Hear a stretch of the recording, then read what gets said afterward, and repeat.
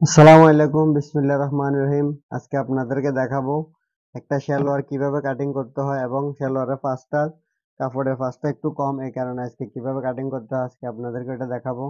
আর এটা আমরা যে সালোয়ারটা কাটিং করতেছি সালোয়ারটার বডি হচ্ছে 40 ইঞ্চি জামার বডি, ঠিক আছে? আর লম্বা হচ্ছে 38 ইঞ্চি। তো এখন আমি কাপড়টাকে সর্বপ্রথম ওপেন করে নেব। নেওয়ার পরে এখানে কাপড় আছে 2.5 গজ পরিমাণ। এটা হচ্ছে খোলা অংশ আর এই পাশটা হচ্ছে আমাদের বন্ধ অংশ। তো এখন যেহেতু কাপড়ের আমাদের বহরটা কম, তো এখন আমরা কাপড়টাকে এখান থেকে শুরু করে আমরা এই পর্যন্ত 14 ইঞ্চির মাথায় আমরা একটা দাগ দেব। 14 ইঞ্চি মাথায় দাগ দেওয়ার পর এই মার্কাটা আর এই মার্কাটা এভাবে ধরে আমরা কাপড়টাকে এভাবে বড় ছোট করে নেব। এটা হচ্ছে আমাদের সালোয়ারের ভাঁজের জন্য। এক চান্সে কিভাবে সালোয়ার কাটিং করতে হয় সালোয়ার এবং হাফ বডি সহকারে আমরা আজকে কিভাবে কাটিং করতে হয় এটা আপনাদেরকে দেখিয়ে দিচ্ছি, একদম সংক্ষিপ্ত আকারে এবং খুব সহজ নিয়মে। তো এখন সর্বপ্রথম আমি এখানে সেলাইয়ের জন্য যে আমাদের কাপড়টাকে সোজা করতে হবে, এখন আমরা এটাকে দাগ দিয়ে কাটিং করে নেব সোজা করে। কাটিং করার পর আমরা সেলাইয়ের জন্য যে 1/2 ইঞ্চি এখানে বাড়তি রাখি আমরা ওইটা দাগ দিয়ে দিব।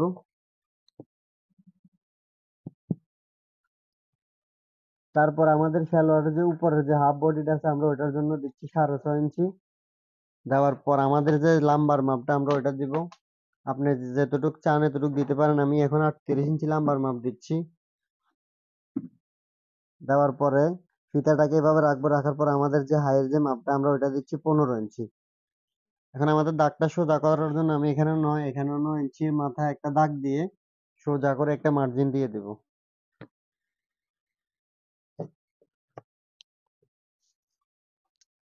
তারপর আমাদের যে নিচের যে লাম্বার মাপটা আছে আমরা ওইখানে একটা দাগ দিব। দেওয়ার পরে এখান থেকে আমরা 2.5 ইঞ্চি পরিমাণ একটা দাগ দিয়ে দিব, এটা হচ্ছে আমাদের পাটিসের জন্য।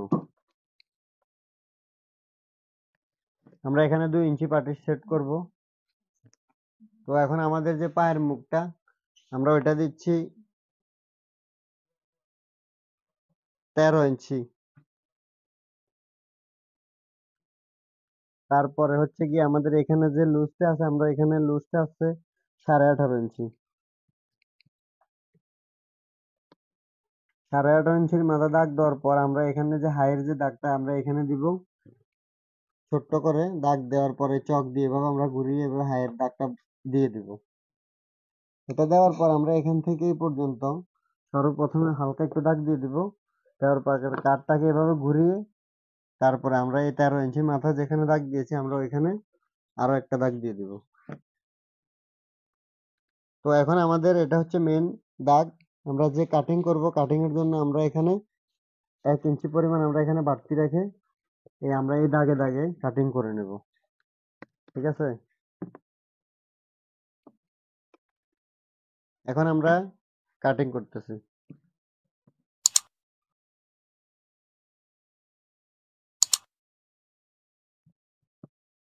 যদি আমাদের এই যে হাইয়ের যে দাগটা আছে এটা যদি আমরা কাটিং করার সময় যদি আমাদের রাউন্ডটা যদি সুন্দর না হয় আমরা এভাবে কাটিং করার পর আমরা এটাকে এভাবে ঘুরিয়ে নিব। নেওয়ার পর আমরা এভাবে এই দিক থেকে আমরা এটাকে আস্তে আস্তে ধীরে ধীরে কাটিং করে আমরা রাউন্ডটা সুন্দর করে নেব। তারপরে এখানে যে এটা আছে এখানে আমরা একটা মার্জিন দিয়ে দিব, তাহলে আমাদের সহজ হবে। তো এখন আমাদের এখানের যে জয়েন্টটা আছে আমরা ওইটা দিচ্ছি। এই যে আমাদের যে পাশ থেকে যে কাপড়টা বাইর হলো এই কাপড়টা দিয়ে আমরা এভাবে এটাকে ঘুরিয়ে ধরে এটাকে একটা ভাঁজ দিয়ে দিব। তারপর এটার ভিতরে এটাকে দিয়ে এভাবে আবার এটাকে নিচের দিকে নামিয়ে দিব। দেওয়ার পরে আমরা একটার উপর একটা মিলিয়ে নিব যাতে আমাদের সহজভাবে হয়। তো এখন আমরা এই জয়েন্টটা কাটিং করে নেব।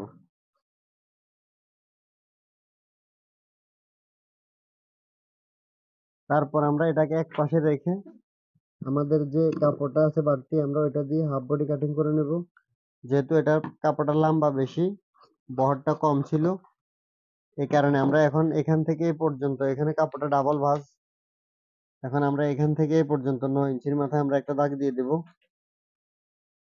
আবার এখান থেকে এ পর্যন্ত 9 ইঞ্চি, যাতে আমাদের দাগটা সোজা হয় এই কারণে। তারপর আমরা এটাকে ভাঁজ দিয়ে দিব।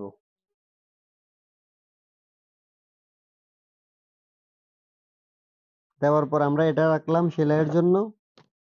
তারপর আমাদের যে হাফ বডির যে মাপটা আমরা ওইটা দিব।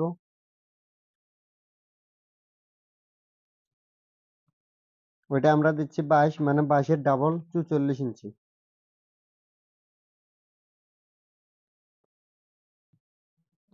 তারপর আমরা এভাবে কাটিং করে নেব।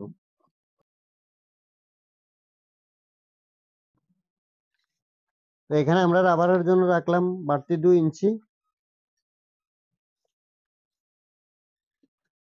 2 ইঞ্চি দেওয়ার পর আমরা এভাবে একটা দাগ দিয়ে দেব।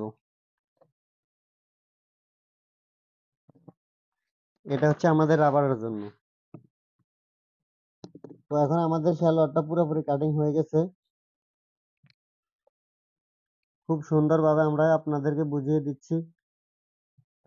যারা যারা কাজ শেখার খুব আগ্রহী তারা এই ভিডিওগুলো সবসময় আশা করি দেখবেন, দেখলেই শিখতে পারবেন একদম সংক্ষিপ্ত নিয়মে।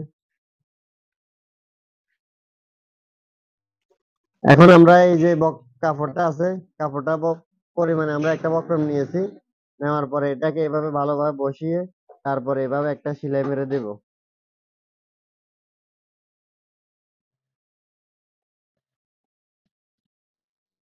তারপরে এই বক্রমটার উপরে সেলাইটা মারার পরে এটাকে আরো একটা ভাঁজ দেব।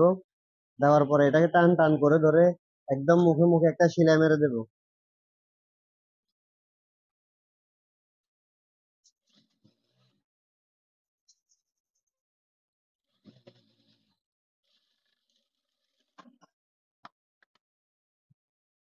এখন আমরা প্রথমে মুখে একটা সেলাই দেব। তারপরে আমরা 1 mm এর পরিমাণ করে এভাবে ঘন ঘন করে এভাবে একটার পর একটা সেলাই মেরে যাব।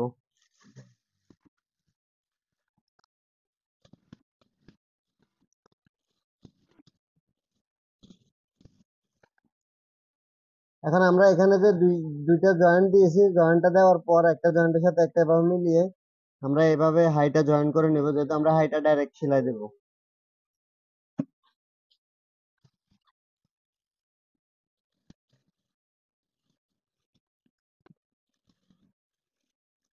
এখন আমরা হাইটা এভাবে জয়েন করেছি, করার পর আমরা এটাকে লম্বা করে ভালোভাবে বিছিয়ে নিব। নেওয়ার পর পায়ের মুখটা আমরা এভাবে, আমাদের পায়ের মুখটা যতটুকু প্রয়োজন আমি এখানে 13 দিচ্ছি, দিয়ে আমরা এখন লম্বা করে সেলাই দিয়ে দেব।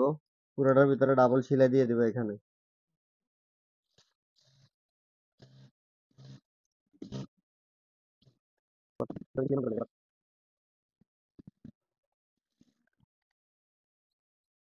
এই যে আমরা যে দুইটা জয়েন্ট দিয়েছি, জয়েন্টটা দেওয়ার পর আমাদের এই উল্টা পাট থাকা অবস্থা আমরা এটাকে বালটা করে নিয়েছি। নেওয়ার পর এটাকে ভিতরে দিয়ে এই যে এটা মাছ সেন্টার ঠিক রেখে আমরা এখন এভাবে কুচি দিয়ে যাব। তাহলে আমাদের জয়েন্টটা সামনে আমরা দিলাম।